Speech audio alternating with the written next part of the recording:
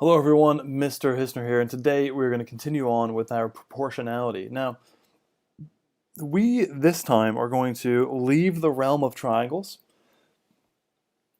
and instead we're going to harp back on some transversal regions. Now, don't get yourself in a tussle here, because it's basically the same thing, but we just want to look at another way to kind of think of these proportionalities, these triangle proportionalities.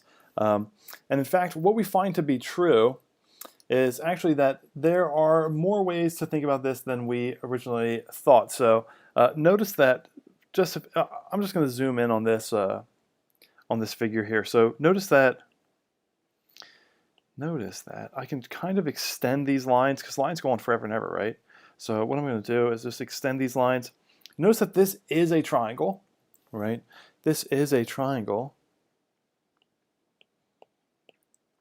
So if we do extend the lines, at some point this will become a triangle, but the figure that we're given is actually not a triangle. It's kind of like the middle.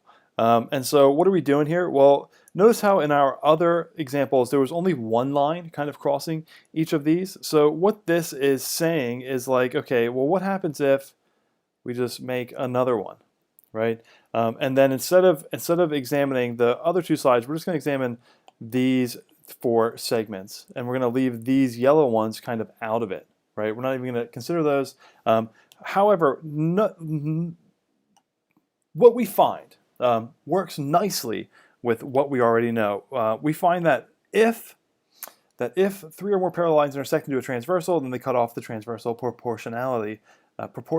So luckily for us, like if we have three parallel lines, so before we had two, right?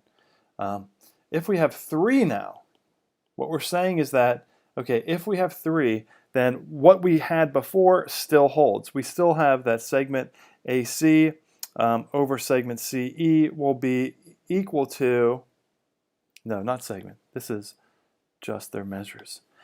It will be equal to BD over DF. And notice, like, literally, again, all I'm doing here is setting up this proportion. I'm writing equals in between here. So really, there's not much here to do. There's nothing, definitely nothing new. And in fact, let's just look at one example like this. So notice we have our three parallel lines, 1, 2, 3, and that means that our segments will be proportional.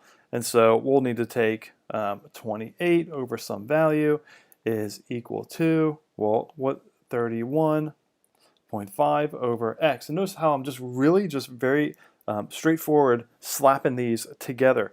And here we have some value we need to find in here. And just like the one that we saw yesterday, we know that 28 plus some number, I'm just going to call 28 plus some number, let's just call n, is going to be equal to 92.